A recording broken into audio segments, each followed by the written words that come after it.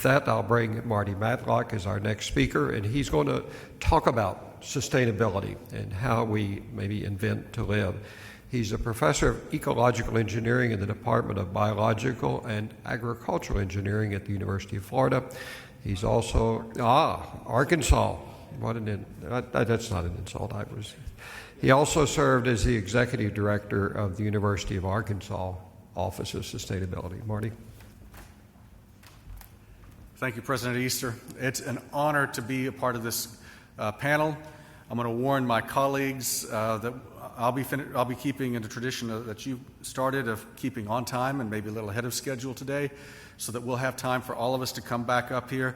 And I'll warn the audience, we're all university professors. You know what that means. We'll sit and wait until you ask us questions. So prepare your questions now.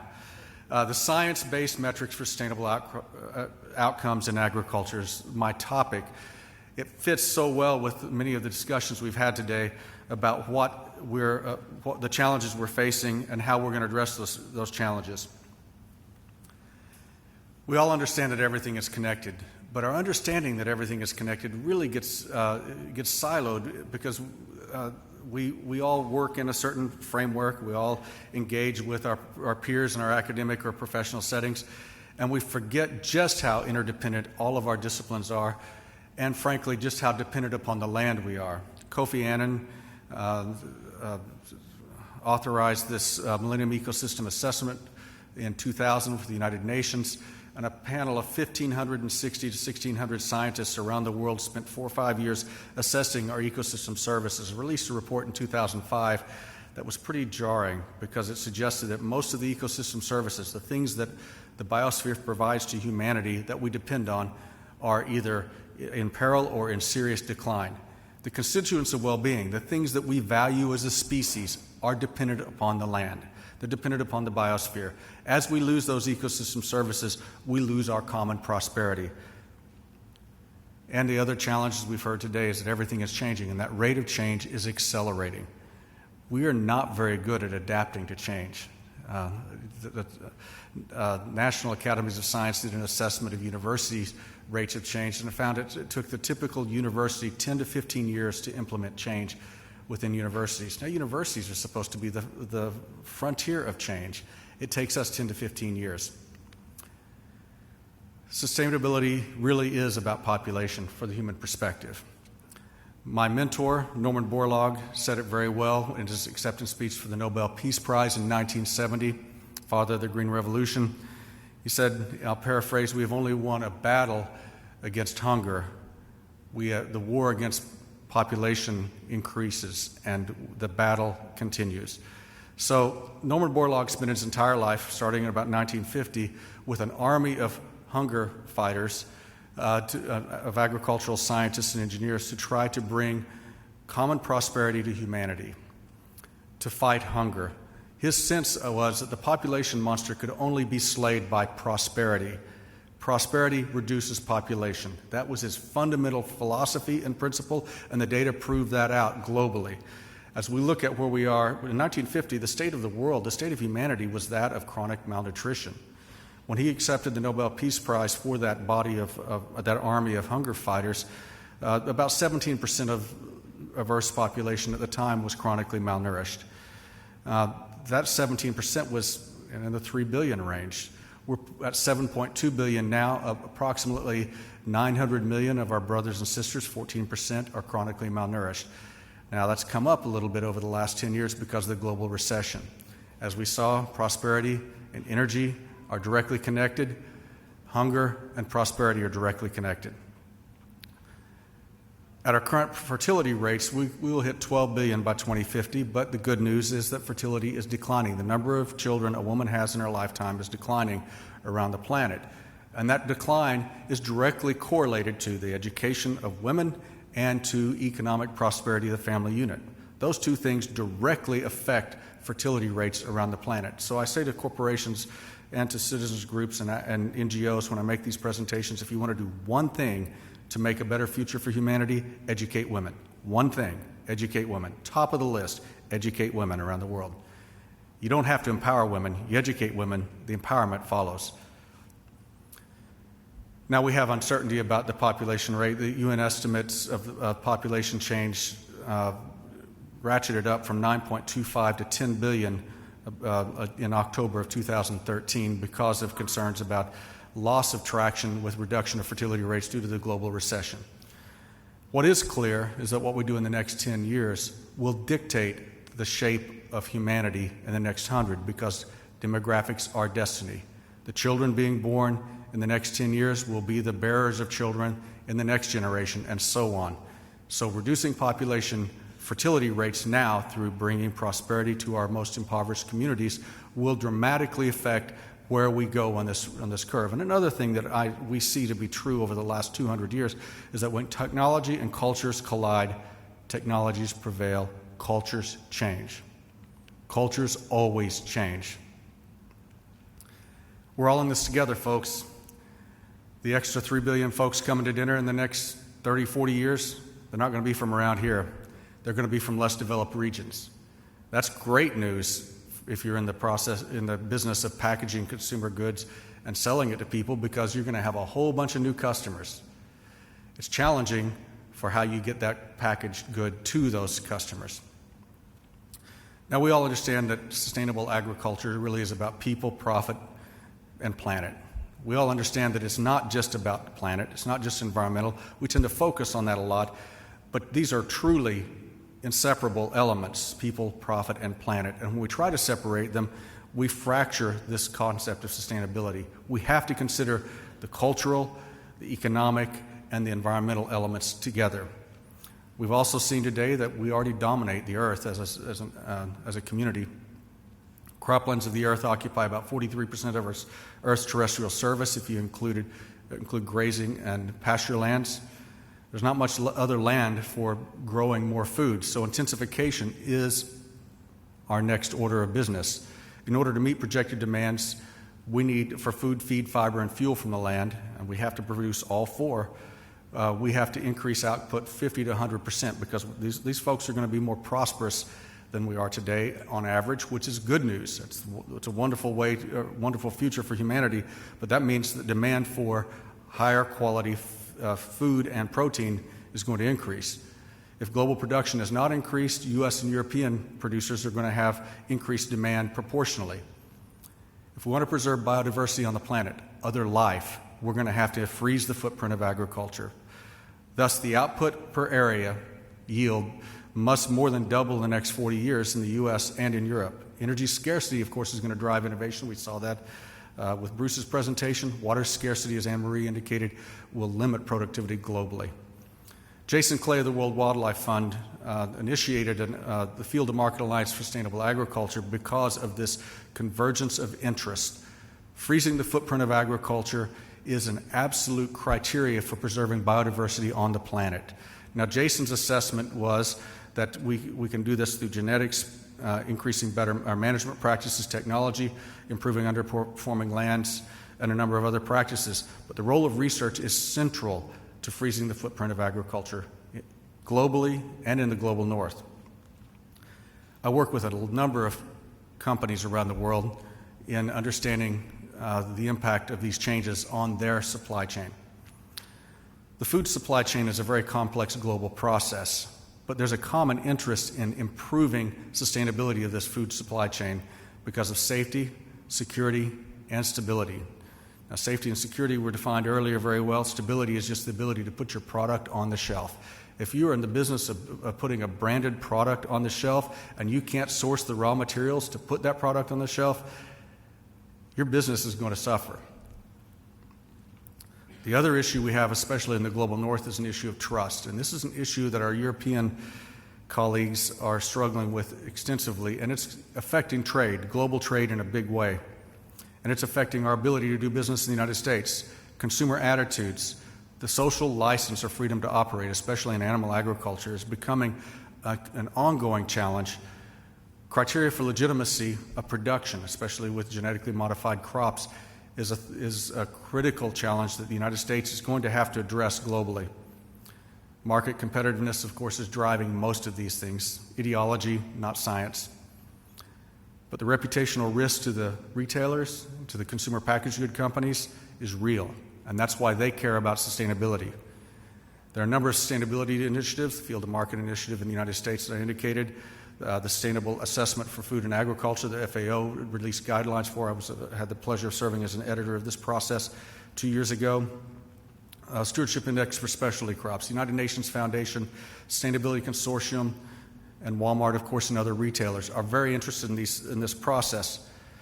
I'll talk a minute about the Field to Market Alliance for Sustainable Agriculture. This organization released a press release last Friday announcing the launch of this agricultural supply chain program for U.S. commodity crops. That includes soybeans, wheat, cotton, rice, potatoes, corn, other crops related to 7 sustainability indicators. I'm reading this: land use, soil conservation, soil carbon, irrigated water use, water quality, energy use, and greenhouse gas emissions as the key performance indicators. I encourage you to go to Field to Market's webpage and discover what we've been up to for the last 6-7 years with Field to Market. I'm on the executive committee for this organization. We've been working very hard with the multi-stakeholder groups, including the standard group of agricultural supply chain members, but also including Unilever, Walmart, BASF, World Wildlife Fund, the Nature Conservancy, Conservation International, Environmental Defense Fund, a whole range of stakeholders across the spectrum of interests in agricultural sustainability to define what sustainable agriculture should look like globally. The first thing we ask is, where are we in the U.S. with these major crops? And so we developed a report, and we update this report every 3 to 5 years, of indexing our production practices at the U.S. level for 5 key performance indicators. We call this our field print calculator. These are all indexed to 2,000 performance benchmarks, but you can see soil erosion. If you look at that one element, soil erosion, I don't know if that will work, it does not, but soil erosion has been reduced dramatically over the last 30 years, since the 80s, because of a variety of reasons. Better practices in the field, better genetics, better technology with equipment, better increased knowledge of impacts from the farmers. We're not done yet, but this is just one example of a success story that shows that we're on the right trajectory. There are a number of U.S. sustainable ag initiatives that I have the pleasure to work with. We'll talk a little bit about the pork board, U.S. pork board's work. Dr. Easter, I'm glad that you're here, because we'll talk about the successes of pork production and the importance of pork production in understanding these processes. The United States Soybean Export Council has actually developed a sustainability certification protocol for those who want to export to Europe. Cotton Incorporated, of course, has been leading the way with the Field to Market from the very beginning. So we have a number of activities. Our principle is that sustainability is not it's not complicated. Sustainability is not complicated, it's just hard. So sustainability is the process of continuous improvement, which is central to agricultural innovation and has been for over 100 years. We define, we measure, we implement. Define sustainability for the enterprise, define key performance indicators, select metrics for those key performance indicators. Key performance indicators are the things we care about. Benchmark those KPIs, set goals for each KPI, develop strategies to meet those goals, and then implement the strategy, measure and assess and report the results to the public, and then adapt. That's what the recursive arrows mean. When it doesn't work, fix it. This is not that complicated. It's just hard. But we're in the process of doing the hard thing. U.S. agriculture and agricultural producers around the world do the hard thing every day.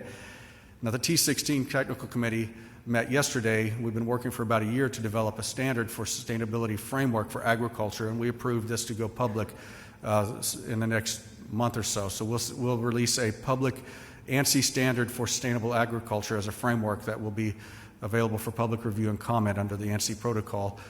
We also have sustainability standards from ASABE in mechanical agriculture, sustainability, and aquaculture. So this fits that family as an umbrella framework for sustainability.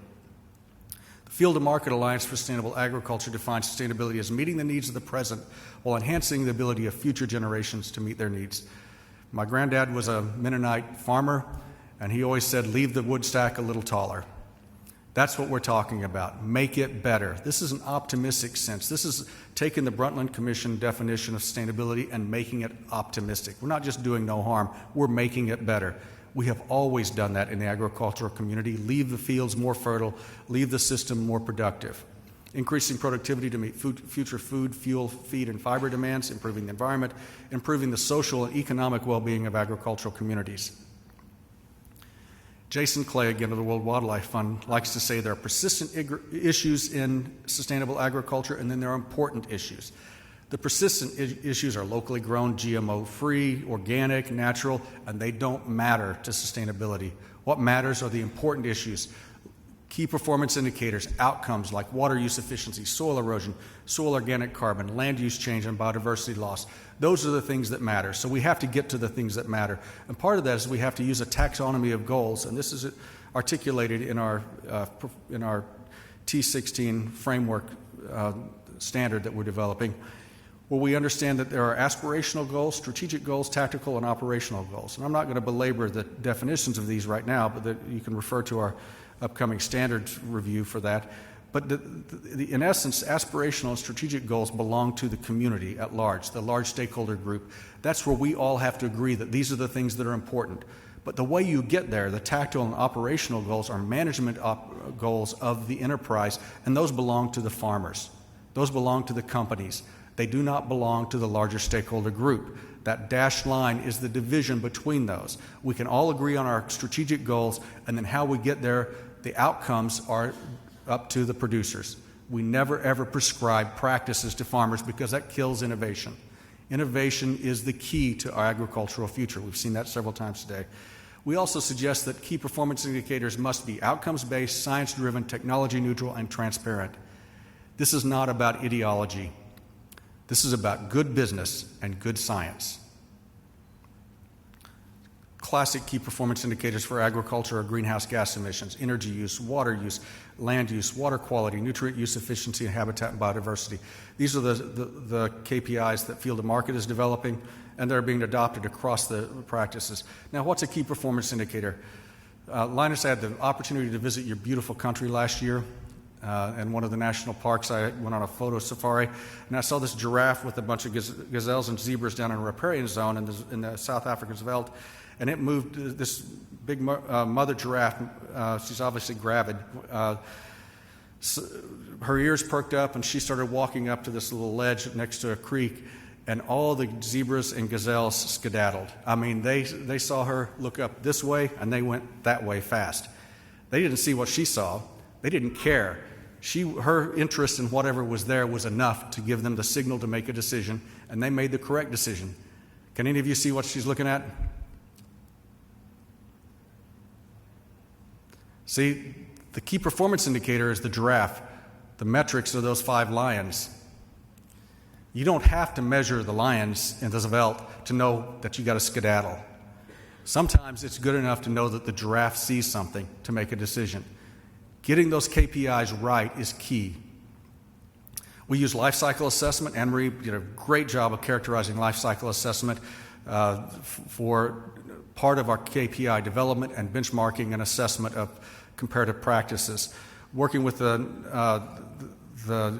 National Pork Board of the United States, we did a life cycle assessment for greenhouse gas emissions for swine, and what we found was that most of the greenhouse gas emissions come from live animal production across the life cycle. Now, Dillinger was asked one time, why do you rob banks? And he said, because that's where the money is. If you want to reduce greenhouse gas emissions, start with where the greenhouse emissions come from. And they come from live animal production, manure, feed, and piglets. So this is why we do this work. It allows us to focus on where the emissions come from. So we also analyzed management practice, anesthesia, immunocastration, removal of ractopamine, removal of antimicrobials, pen gestation housing to evaluate their impacts on these key performance indicators with uncertainty analysis. And as you can see, preventative microbial reduction, if we took preventative microbials out of pork production, we will dramatically increase the greenhouse gas emissions. That's that one lone bar sticking way up there. Dramatically increase greenhouse gas emissions per unit of pig produced. Clearly a decision. Now, we may make the decision in the United States and globally not to use antimicrobials in pig production, but it has a cost, and we must measure that cost, and we must take it into account in our decision making, something that hasn't been done in the past. Similarly for water. Now, Anne-Marie, this is just water use. We are working on the process of the so what of water use, which is the impact. But from a water use perspective, for unit of pork produced, benchmarking pork KPIs for water, you can see that, again, removing preventive antimicrobials dramatically increases the amount of water use per unit of pork produced delivered to the consumer. Now, this is largely because of increased piglet mortality. So, as I wrap up here, I just want to reinforce that sustainability is about continuous improvement. It's not an ideological engagement. It is just good business and good science, and it is necessary for our continued expansion of human prosperity. This society is at the forefront of leading that initiative in the United States, and I would suggest has the potential to be the leader of that initiative globally because of the key work we're doing in standards development as well as in the science development. Thank you. I'll turn it back over to President Easter.